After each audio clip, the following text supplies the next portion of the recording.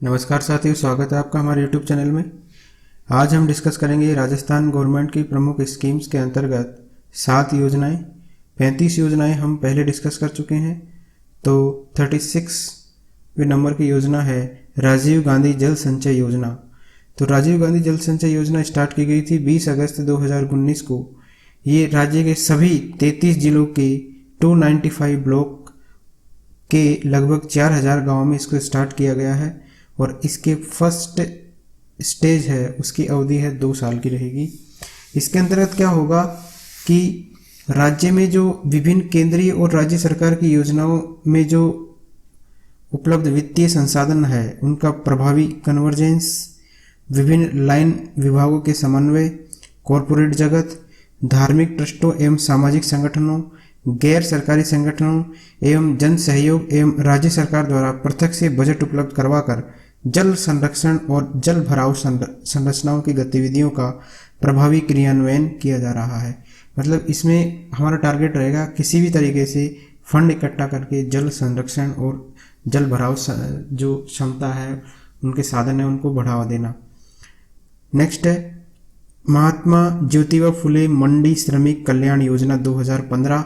तो ये 2015 में लागू की गई है और इसके अंतर्गत इसकी विशेषताएं क्या क्या है। तो इसकी विशेषताएं हैं प्रसूति सहायता।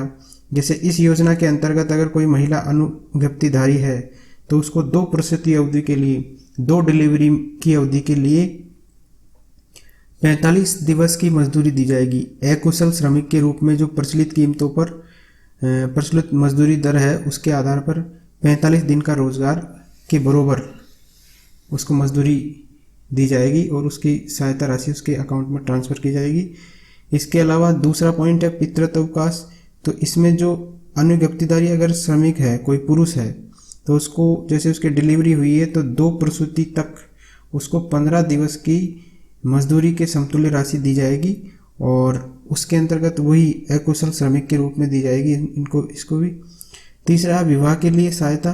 तो जैसे कोई अनुगप्तिधारी महिला श्रमिक है, उसको स्वयं का विवाह करना है तो उसके लिए 50,000 की सहायता राशि दी जाएगी और अगर अपनी पुत्रियों का विवाह करना चाहता है तो उसके लिए भी 50,000 की सहायता दी जाएगी, लेकिन ये केवल 2 पुत्रियों के लिए ही वैध रहेगी।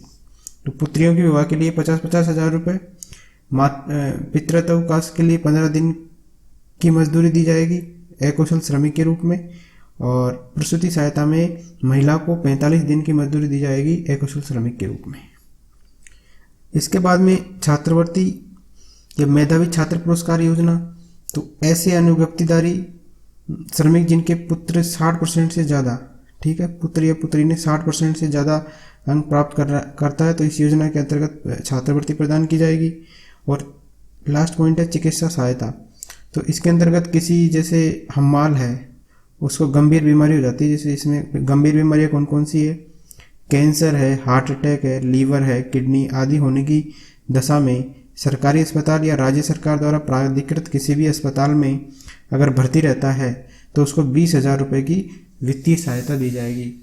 तो इसमें 5 पॉइंट है प्रसूति सहायता, पितृत्व अवकाश, विवाह के लिए सहायता, छात्रवृत्ति और चिकित्सा सहायता। तो ये महात्मा ज्योतिबा फुले मंडी श्रमिक कल्याण योजना 2015 के अंतर्गत ये है।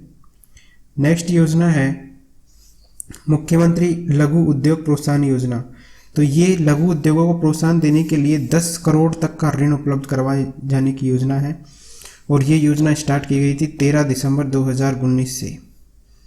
इसमें क्या होगा कि जैसे 25 लाख तक का ऋण आप लेते हो किसी लघु उद्योग को संचालित करने के लिए, ठीक है, उनका विस्तार करने के लिए या उनका आधुनिकीकरण करने के लिए, तो इस पर 8%, अगर 5 करोड़ तक का लोन लेते हो तो उस पर 6% और 10 करोड़ तक का अगर लोन लेते हो तो 5% ब्याज पर क्या है सब्सिडी दी जाएगी गवर्नमेंट की तरफ से, ठीक है। तो इस पर कितना 10 करोड़ तक का ऋण उपलब्ध करवाए जाने हेतु इसको स्टार्ट किया गया है।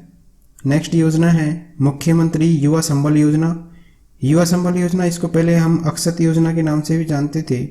तो ये स्टार्ट हुई थी 1 फरवरी 2019 से और इसका नोडल एजेंसी कौन है, कौशल रोजगार एवं उद्यमिता विभाग। ये ध्यान रखना है, कौशल रोजगार एवं उद्यमिता विभाग इसका क्रियान्वयन कर रहा है।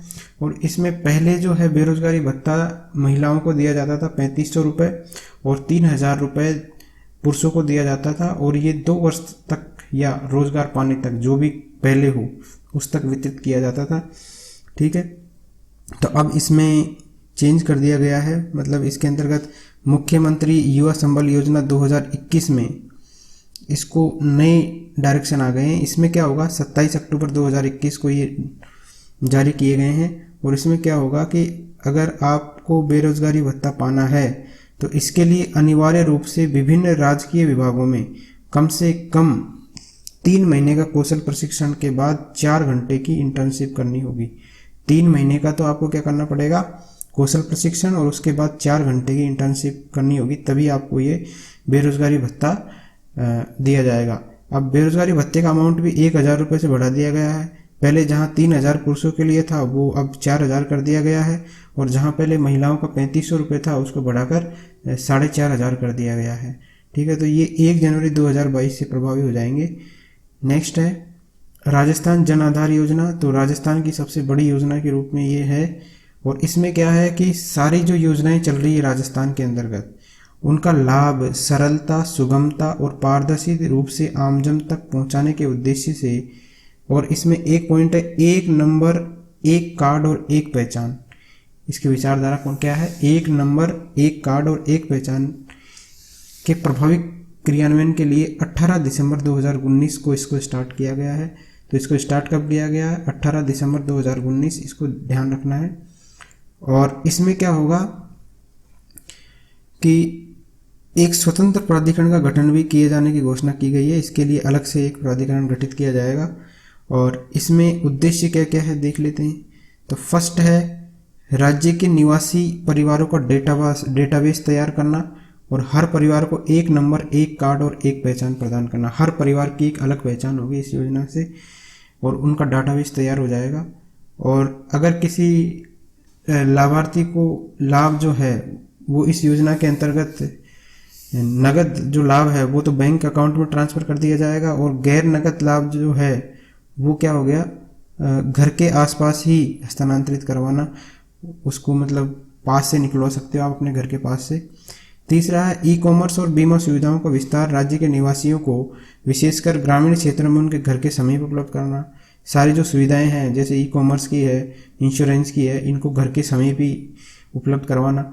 और ई मित्र तंत्र को जो है जन आधार प्राधिकरण के अधीन लाकर उसके विनियमन द्वारा प्रभावी नियंत्रण एवं संचालन करना।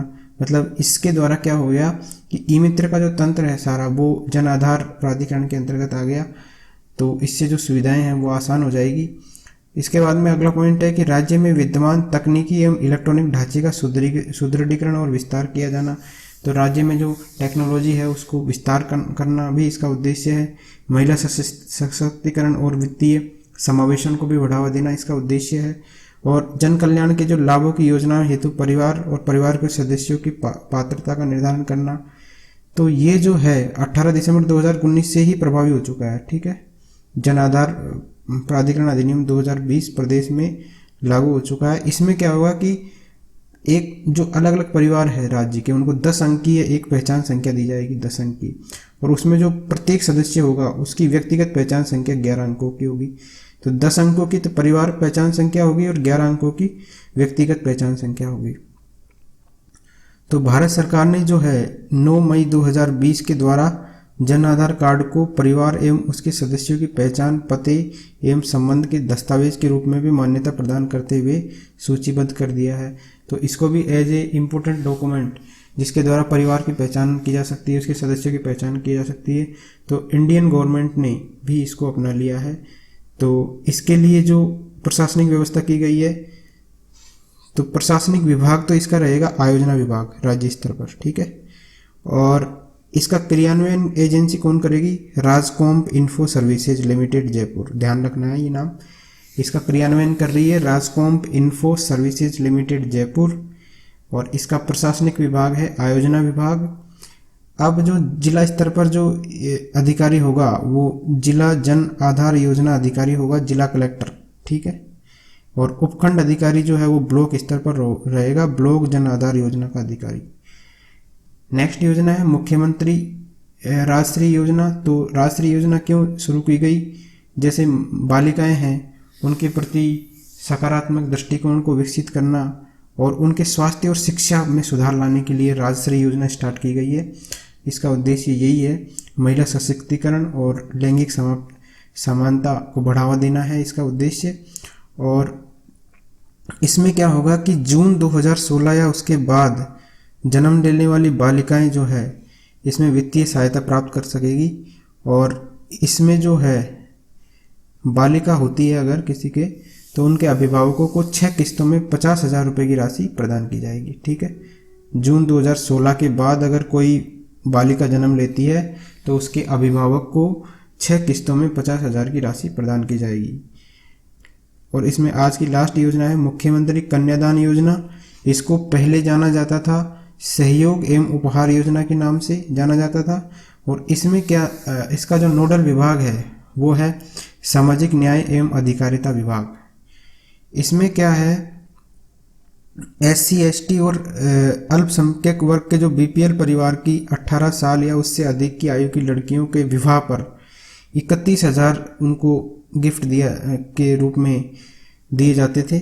और अगर लड़की 10वीं पास है तो 10,000 रुपये एक्स्ट्रा दिए जाएंगे। और यदि लड़की स्नातक है तो 20,000 रुपये की प्रोत्साहन राशि इसमें प्रदान की जाती है। तो ये किस किस पे लागू है? SC ST और अल्पसंख्यक वर्ग के BPL परिवार की जो बालिकाएं हैं उनके लिए है। इसी प्रकार अगर शेष श्रेणी के जो BPL परिवार है, अंत्योदय परिवार है, आस्था कार्ड धारक है, आर्थिक रूप से कमजोर विधवा महिलाएं हैं, विशेष योग्यजन व्यक्ति है, पालनहार में लाभार्थियों की लड़कियों की शादी और 18 वर्ष से अधिक उम्र की महिला खिलाड़ी को भी स्वयं की शादी में कितने, इसमें 21,000 रुपये दिए जा रहे हैं अन्य को। ठीक है, और वही सेम स्कीम है कि 10,000 रुपये अगर 10वीं पास है तो उसको एक्स्ट्रा दिए जाएंगे और अगर स्नातक है तो 20,000 रुपये की एक्स्ट्रा दिए जाएंगे। तो इस तरीके से ये 7 योजनाएं हैं राजस्थान सरकार की। Thanks for watching.